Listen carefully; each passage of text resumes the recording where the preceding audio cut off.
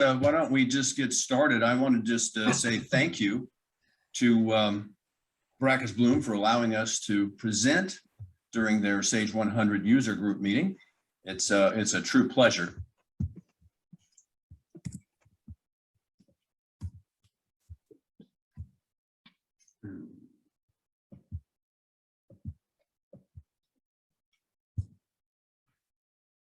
You know, running a business today is getting harder and harder. Of course, government regulations are always changing. That's always an issue. But who would have thought that a worldwide pandemic would have such an effect on your business? And you couple that with supply chain breakdown, and it's tough to find employees. And then the software companies are not supporting older versions of software as long as they used to. So you have to upgrade constantly, which causes an end of life to your equipment a little bit early. Sometimes you have to retrofit that equipment to even make it work. You know, all those problems, it's no wonder that the sale of alcohol, drugs, and mail-locks are at an all-time high. I haven't even mentioned cybercrime. It's up over 150% year to year, making 2021 the worst year ever. But with all those business problems, there is hope. There are ways that you can protect your business and your users from cyber criminals. There are also ways where you can eliminate the need for buying equipment that you know little or nothing about and just put that money toward your business. And with that, I thought we would tell you a little bit about Summit Hosting. And then since cyber security and cybercrime is such a hot topic today, we would review some best practices, things that you and your users can do immediately to protect your business. And then, you know, let's discuss about whether an on-prem solution or a cloud solution might be right for you. Again, if you have any questions along the way, I wish you weren't muted. I would love you to sing out, but there is that chat button. Just go ahead and type in the questions, and we'll stop along the way to answer questions as we receive them. There's three presenters today. I'm Bob Toby. I have a 9-year history of cloud solutions. My expertise is Sage 100. Gary Feldman invented, or really started, iBusiness Network in 1999. That's 21 years ago. That was the very, very first Sage 100 cloud. Gary's a true cloud visionary, and he invented cloud before cloud was even coined. He'll be presenting the best practices for cybersecurity. And Jake Reeves is here. Jake has a 20-year history of cloud solutions. He's an expert at Sage 50, Sage 100, also QuickBooks. He'll be talking about whether an on-prem solution or a hosted solution might be right for your business. As far as Summit Hosting goes, we've been in the business since 2006. That's 15 years. We've been a Sage 100 partner all that time also, and we've grown to be the largest Sage 100 cloud in North America. And you don't get to that point without having a large infrastructure and a lot of satisfied end users. But really, you can't even be successful in business, in the cloud business or any business, without a lot of good people. And support is the #1 goal of Summit Hosting. And in today's business climate, especially in the cloud business climate with new players like AWS and Azure coming into the marketplace, having an infrastructure kind of gets you a seat at the table, but it doesn't keep you there. It's really the support, and it's end user support. We have a 20-minute SLA on human contact once a ticket has been issued. So one of your users issues a support ticket, and a human will contact them via email or telephone within 20 minutes after they issue that ticket. And we're reaching that goal 95% of the time. We're constantly measuring customer satisfaction along the way. Have a 96% customer satisfaction level. And of course, we have an entire division, entire group of people who are cyber experts and constantly monitoring your data and your company's data, which brings us really to our next topic.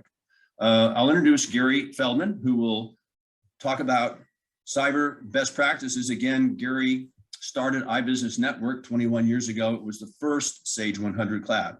Gary, I'll turn it over to you. And I wish we had the opportunity to actually be in person, because in my 21 years of working with Rockets Bloom back in the day, we've met. Hopefully, I've met some of you at either Visions or Summit or one of the Sage events. But we do the best we can in these times, and these times are not easy because we all know about cybersecurity and cyber attacks, and those high-profile cases like Colonial Pipeline or Equifax. And no, Facebook was not hacked the other day, but back in April, about 500 million personal records were posted in a low-level hacking forum that were stolen from Facebook.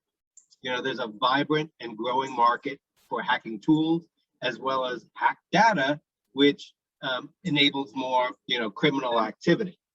So, when we look at the numbers, it's bad. The Department of Homeland Security is taking the fight back to the criminals, but they're not protecting you or I from new attacks. And that's really the responsibility of each of us, our employees, our staff, and our partners. Cybersecurity is not something that we can simply delegate or outsource, because the weakest link can become an open door for malware. And we can't talk, but normally I would ask, at this time, think if you know of anybody who has been hacked or has been impacted by a cyber attack. By the numbers, the first 6 months of 2021 were the worst year on record for ransomware.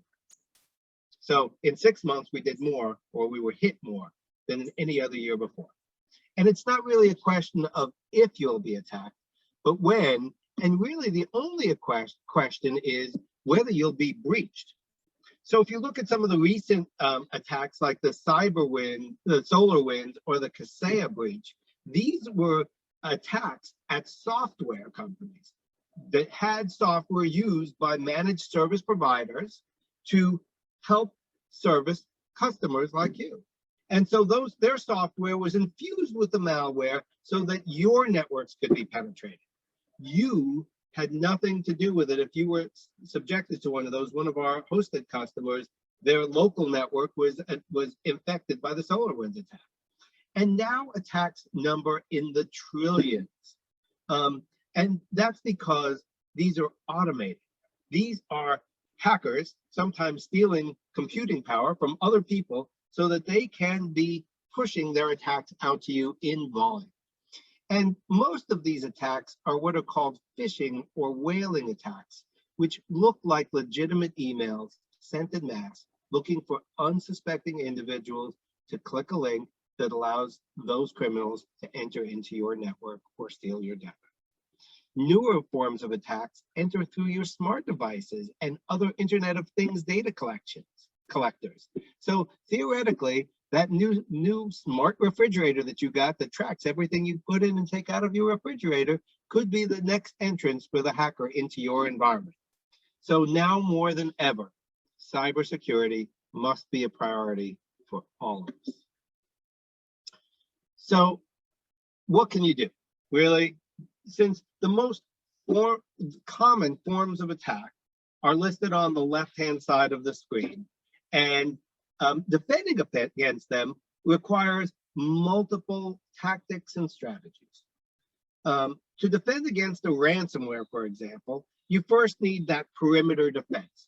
Most of us have firewalls and antivirus protections. But now the firewalls and the antivirus tools come in parts and pieces, kind of like modules to your Sage 100. So you have to make sure that you not only have your antivirus, but you also have the tool that scans your computer, your email, and your browser, and that protects these attacks in real time. And these need to be updated on a regular basis to defend against these ever-changing attacks. Putting in additional security is also important, and that starts with things like multi-factor authentication. So most of us are required to use a token or get texts on our cell phones to get into our HR software, bank, or our utility accounts. multi-factor authentication stops a criminal who gets your password from simply entering into your network. So the question is, once they get in, how far can they get? And that's where the top item there on the right for network segmentation comes in. That's how companies like Summit kind of segregate your data into a dedicated private cloud and protect you from the risks of other people within their environment. And that's why a dedicated kind of an environment is so important rather than using shared services. So if you, let's say, have an e-commerce site, which is becoming more and more common, and people get into your e-commerce site, can they use that e-commerce breach to get into the back-end software? Can they get into your Sage 100 through the link that you might have through one of the many providers of e-commerce software these days? And that's where kind of segmentation and security practices come into play. So the question is, what can you do to prevent it, right? And it really, again, it's not one thing. You can't do one thing. At Summit, we've implemented, enterprise level security features to help keep your data safe in the cloud. But the real work of cybersecurity starts with you. We talked about phishing, and the difference between phishing and whaling is phishing is usually these throwing out this broad net of stuff, where whaling is going after, let's say, a high value individual, the CEO, president, owner of the company, trying to get a larger dollar amount rather than saying, here, send me $50. Fake emails and fake voicemail messages is a very common one. You got your Office 365 is sending you this voicemail, or your Office 365 administrator tells you that your mailbox is full, or Windows is sending you an update for Outlook. They're not. That's not how Microsoft works. It's either going to push it in the background or you're not going to know about it. It's not going to come through an email. But it looks so real, people click on it. So it really starts with awareness. Being aware that these things are happening is key for every employee within your company. Some basic procedures that once you're aware that this is going on, things that you can teach your employees are to look at the header of the email, right? Look at where it's coming from. Just because the logo on the top is Wells Fargo or Chase Bank doesn't mean the email is coming from there. And you can look at the email address and make sure it's coming from that domain. You never want to open an email attachment from somebody that you don't know. And you never want to give in your login details for anything or to anyone, including your help desk. If you call Summit Hosting Support, they're not going to ask you for your password. They'll rather reset your password and tell you that they're going to send you a new password, and then you can go in and change it yourself. Because giving away your password is basically opening up the keys to the kingdom. So talking about passwords, the slide says always use a different password for every account. And now we have so many accounts. Is that realistic, right? So, we kind of recommend that you come up with what are called passphrases, because the longer the password is, the harder it is for a hacker with all these compute power to kind of guess what your password is. They may have gotten information on you through that Facebook breach. So they might know the name of all your kids, your dog, your wife, they know your birthday, they know all the stuff that a lot of people use as their passwords, and then put a number 1 and an exclamation point after it. Very easy for a computer to do what's called a brute force attack, where they go through all the potential combinations. So using a passphrase makes a long password that's not something that would be stored in your Facebook profile, right? So when I first started using passphrases, I used nursery rhymes because my kids were young. So I might have used 3 blind mice, see how they run. And I might have used the number 3, or actually did use the number 3, and then I might have said blind mice and the letter C, how they run. And I might have replaced the eyes with an exclamation point. I don't remember what it was, but something that was long, it was complex, and only I could remember it, but I used it in a lot of places. So I change mine on a regular basis. Some people will use these password vault applications, and they really can be your best friend as long as you don't store that password to the vault or make the password to the vault very simple to guess. So, finally, for cyber attack prevention, there are some really new advanced tools. And some of these tools are easy for you to implement. You don't need Summit to do it. We use this advanced intelligence tool called Sentinel-1. And basically, instead of just being this border attack like your Norton or your Avast or your McAfee antivirus or your Windows Defender or whatever you happen to use, Sentinel-1 works inside of our network. So it is looking for patterns that hackers use once they've gotten inside your network. And if it sees this suspicious activity, it will just stop it, right? It'll stop it in its tracks.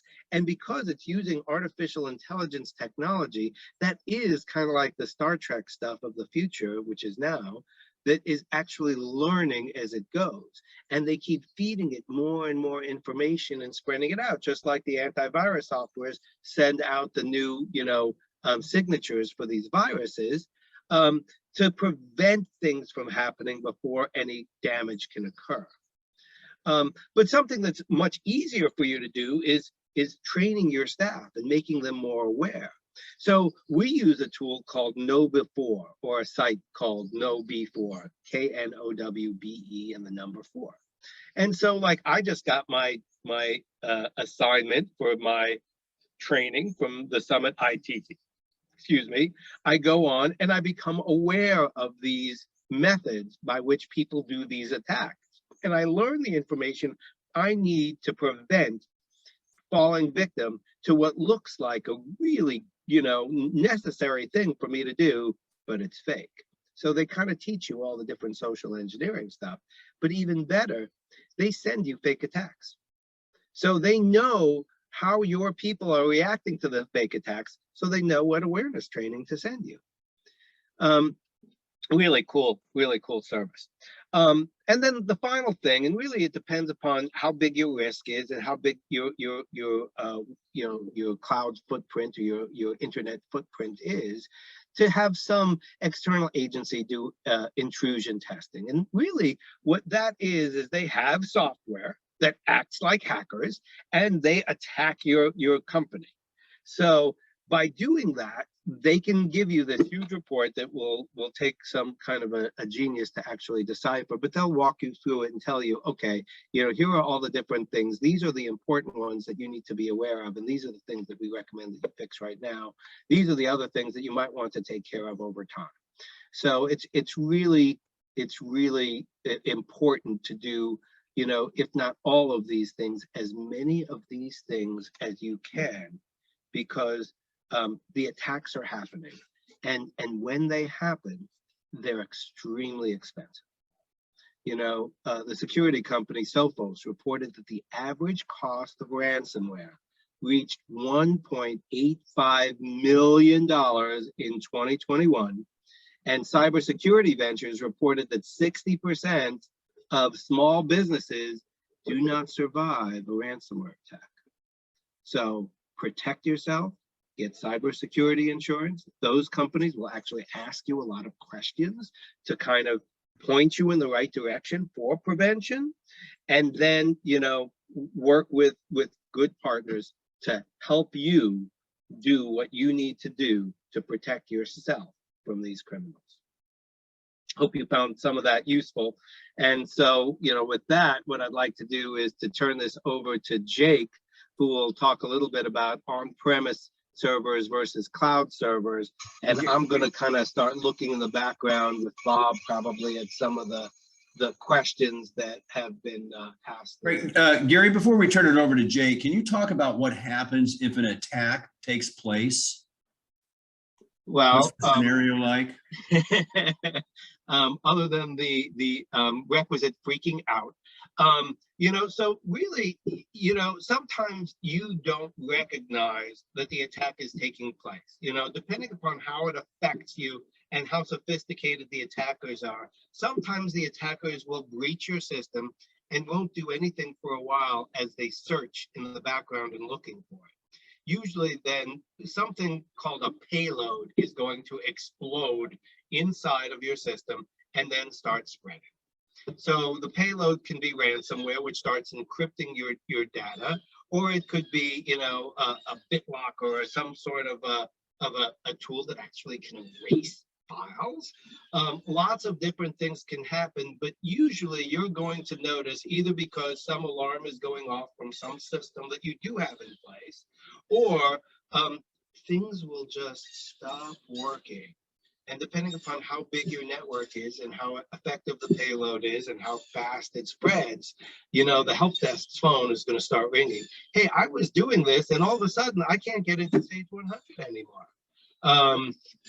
Don't know exactly how it's going to affect you, but it could be like that if it's a small company, or the first time we ran iBusiness Network I owned it for 20 something years, and for the first 17 years we were attacked all the time. I mean, every cloud gets attacked every day, and the first time that somebody actually breached us was somebody trying to use a web server of a client that wasn't properly secured because of the software that they put on that server. Somebody got in through that e-commerce software and then started trying to turn it into a video server. So all of a sudden their website slowed down to a crawl. And so, we kind of saw the bandwidth spike. And so that's how we shut it down. But it really can manifest itself in so many ways, and it keeps on changing. That's the sad truth. You'd mentioned the No Before product, and I got caught on one of those, and by the time I hit the wrong button and yelled heifer dust, it was sort of too late. But is there anything that an end user can do if they figure out they did an oops like I did? Okay, so the first thing that you should do is try to disconnect from your network, pull out the network cord, right? I would even shut off your computer, right? Pull out the network cord, shut off your computer, and call your IT department. That is really, kind of the order of operation, because you don't know how fast it can spread. So the first thing you want to do is prevent any future damage. Really don't try to fix it yourself. This is one that you should definitely leave to the professionals. And even the professionals get professionals. So when we had our first incident that I was dealing with in another life, the first thing I did was my IT geek said, hey, something's going on here. They turned off the firewall, did not let anybody in, and we called the leading cybersecurity experts that we had on call to help us. So no matter how good you are, I mean, even what was the name of that company? Oh shoot, slipping my mind now. The leading cybersecurity company. Was it Monster Cloud? No. That's who we had used at the time. Oh, okay. There's somebody more recently who's even bigger than Monster Cloud. Got hacked last year, and even the NSA has been hacked. So it's not a matter of poor Bob, you're so stupid you clicked on that. No, these criminals are really smart. If they can get into the NSA, they can get into anybody. So really, Great. Shut it down. Shut it down. Great, thank you, Gary. Let's turn it over to Jake real quick. Again, Jake's been in the cloud business for over 20 years. He's an expert with Sage 100, Sage 50, and BusinessWorks, and also QuickBooks. Jake, turn it over to you. Yeah, thanks, Bob and Gary. I appreciate it. That was good information. Was the company CrowdStrike? Is that? I'm not sure. That's the one that I know of. That's one of the most largest cybersecurity firms out there. But either way, So, all right. So what I'm here to discuss with you is the differences between a cloud server and an on-prem server. And like we mentioned, if you have any questions or anything like that, feel free to drop them down in the chat below, and we'll address them as we go. So to get us started, a majority of small to medium-sized businesses need a server, to a computer server to power their most critical business applications, a place to securely store their data files and provide an environment for their people where they can just be just as effective working remotely as they were in the office.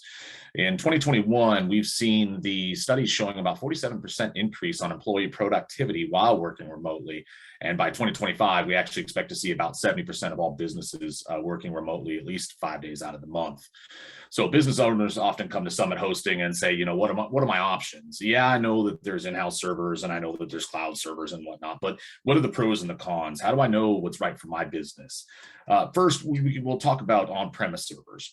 An on-prem server is one that's housed in your company's physical location. It's within your building. It's something that you manage and you take care of yourself.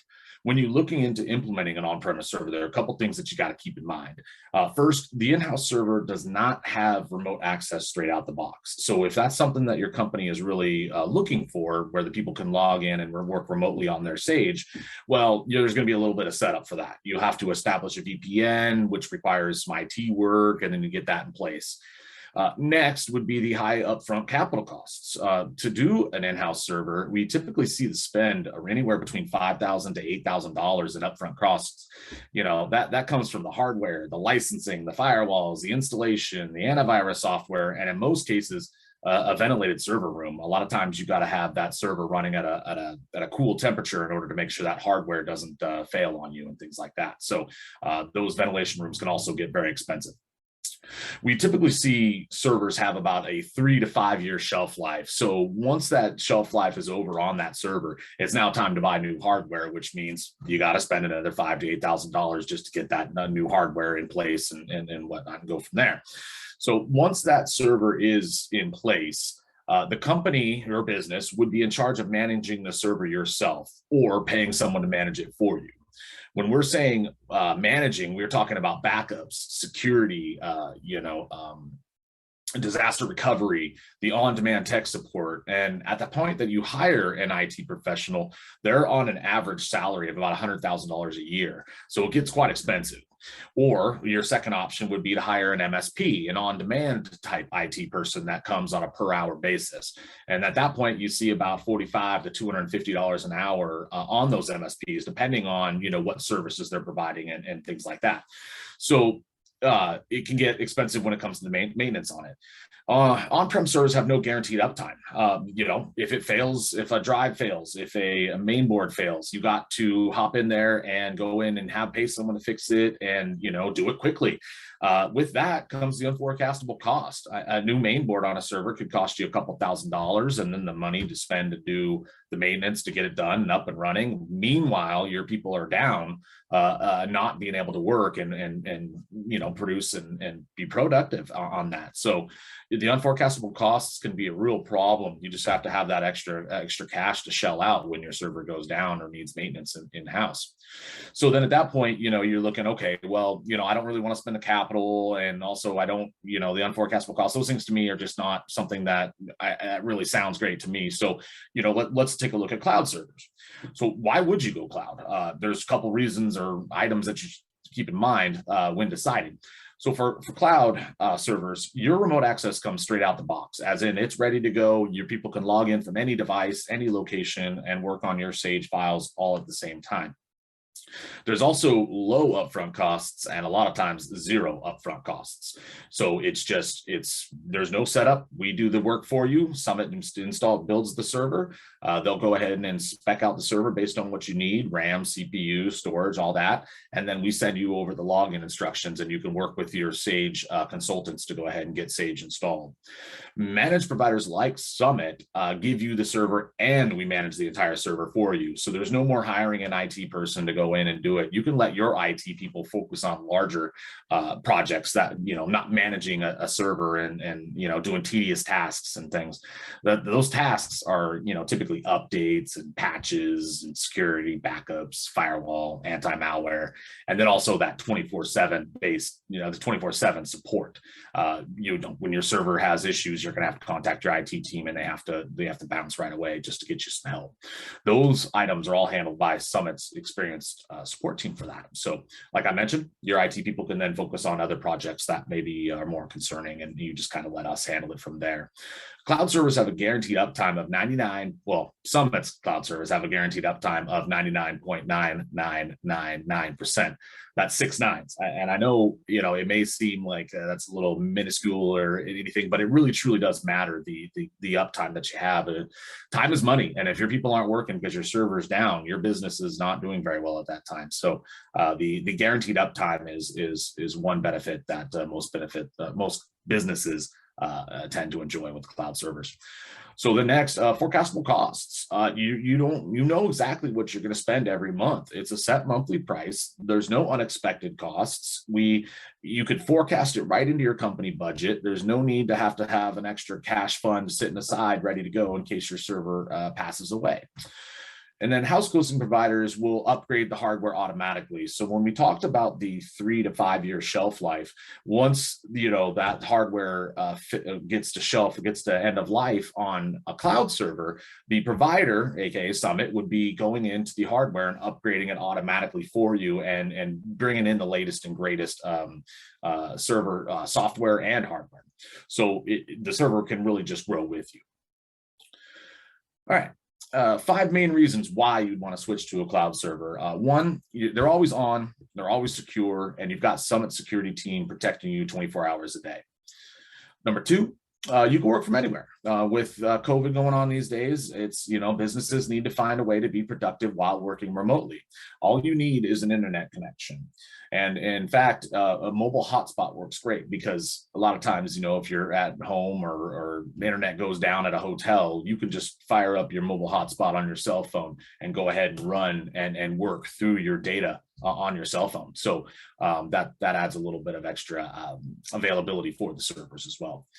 And then also number 3, you get your own dedicated server. This is your server that you are leasing from us, and you are completely isolated from everybody else out there. We're not running farm shared servers like some providers do. You get your own independent VM, and with that, you get admin rights to the server, so you can make your own admin functions, whether it be installing updates or putting another extra application on there, setting permissions to folders. Those are all options that you have to the server to customize it to your needs. And then next, you can put the money back in your pockets. You're not spending that upfront capital cost and the unforecastable costs. You know what it's going to be every month. No more surprises. And then no more spending top dollar on end user devices. So when you have a cloud server, that's the engine that is processing all the data and all the application resources and things like that. So you can go and get a $200, a $300 laptop, something that's low end, because when you log into the Summit server, you're relying on our engine to process it. So you get that enterprise grade type performance, even though your device may be lesser.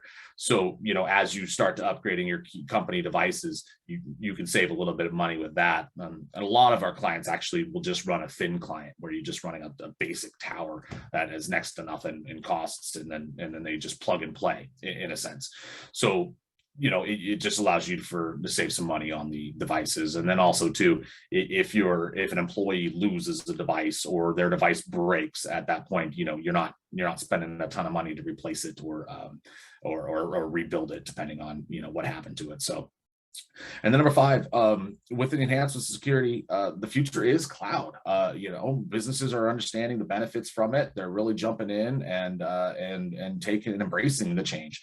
Everybody needs to be effective while working remotely, and there's really no better time to make a switch than now.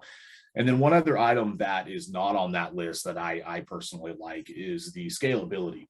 So with a cloud server, as your business grows, that server grows with you. So if you add employees, if you add new workloads, if you bring on an extra application, we can add more server resources such as RAM and CPU and storage on the fly to take on that extra workload. If you had an in-house server and you wanted to add more workload, well, now you got to spend the money on the newer hardware, the faster hardware, the extra licensing, all those different types of things, then you have to manage and go in. So a cloud server just really is customizable for as your business grows.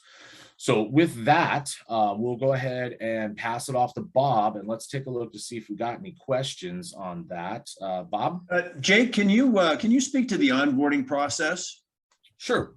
So when a customer says, hey, I'm ready to go, they'll click the link and sign up with us. At that point, we will ask just basic information, user count, and things like that. Now, Sage 100 a lot of times can require SQL licenses and a SQL server. So we'll build all that for you. We'll get the licenses for you. We will then build the servers, because it could take two if you needed one for the users and one for SQL. And then typically in about 3 hours, we have the server in your hands ready to go. And you have login instructions, and now you've got your platform, and you can now schedule your install for Sage 100. So that's a little bit how that onboarding works. And can you talk about the end user? What is the difference from the end user's point of view from an on-prem situation to a cloud situation? Sure. To get that remote access, you would need a VPN in place if it was an on-prem server. So I get a lot of phone calls saying that, hey, we're running VPN, but it's really slow. With Summit, we use Windows Remote Desktop RDP, but we secure it up. It's running through our encrypted firewalls. It's running through a zero trust authentication method. Then we open up an independent IP port on our DMZ gateway. So I know that's a bunch of technical jumbo, but what we're saying is that a VPN is not required. Therefore, the processing speed for the end user is going to be much faster. It's going to be easier to connect. You're not going to see lag or disconnects or anything like that. And really, your software and that database is living on our servers. So your internet connection doesn't have to be very strong. You can get away with 1.5 megs up and down, because you're really just looking through a window and controlling our hardware. It's not like your data files are traveling back and forth across the internet. So the end user experience it should be much faster than if you had an in-house server. And can you speak to backups, and should clients keep their backups? Absolutely. I mean, we do backups automatically for you. Every night we'll do a backup of the entire server, but it's always best practice for the customer to do their own backups too. Because if, let's say, one of your people was to catch malware, they clicked on something or downloaded something they shouldn't have done, SentinelOne, like Gary spoke about, will flag us. It'll quarantine the malware and then let us know. And then we have a 24-hour SLA to spin you up a new server, to migrate your data and get it moved over to that new server while cleansing it on the way over. So that 24 hours is technically downtime for your business. So if you were running your own backups, you would then have a geographical backup. You would also have the ability to work on your data and continue for that 24 hours and not be down.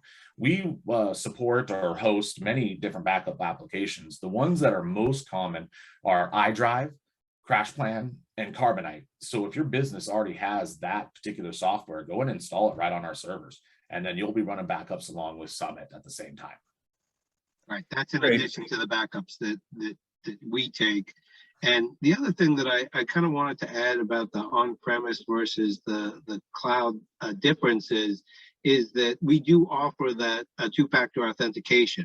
Getting two-factor authentication on-premise usually takes hardware or a significant investment.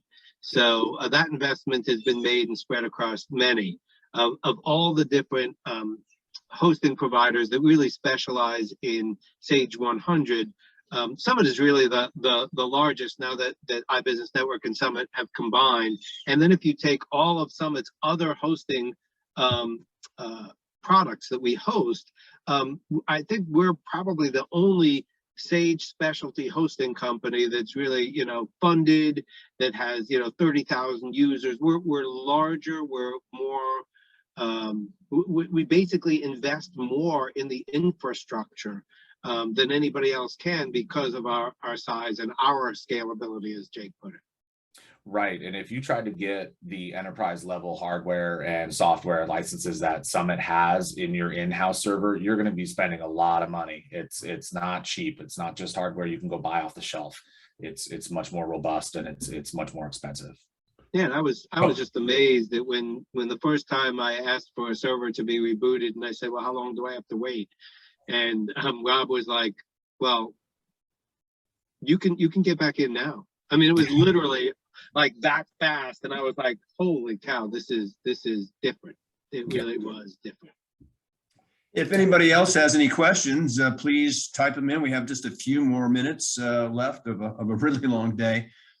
Gary, could you speak a little bit about how Summit Hosting, we monitor the activity and things like that? Well, that's a good question. I know that that Summit has a bunch of different tools, but it's my understanding that they use this tool called Zabbix, which is pretty common. It was actually used by SAP in their cloud, because we also do some SAP hosting. But Zabbix is that single pane of glass, so that basically all the various monitoring tools that are available can be aggregated in this one place, so our technicians can really see what's going on 24/7. And that's the other thing that's really cool, is that we do have people on call monitoring 24/7, and people who are basically in every time zone across North America, so that 20-minute SLA is met, because we know what's going on sometimes even before the customers do. Yep. Very good. Well, I'm not seeing any more questions in the chat box. Just as sort of a summary, we talked about cybersecurity and the fact that the bad guys are out there, and they are not discriminating. They are after large clouds. They're after small mom and pop businesses wherever they can create as much mayhem as they possibly can. And if there's money involved, they're really into that. And we talked a lot about things that you can do to protect your users and your business. There are a number of reasons, good reasons, to go to the cloud. If you still still have questions, give us a call. We'll take a look at the business case for your on-premise situation and possibly a cloud situation, and you can make a business decision.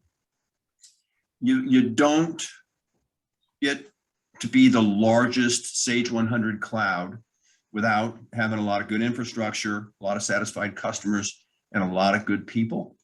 And our support is real important to us. We measure it all the time. And really our goal is to be in the background, where you go to work, you just sign in, you work all day, and then you go home and everything is just where it should be, and you don't have to worry about a thing. And that's really our wish for you. Again, we want to thank you very much for your attention.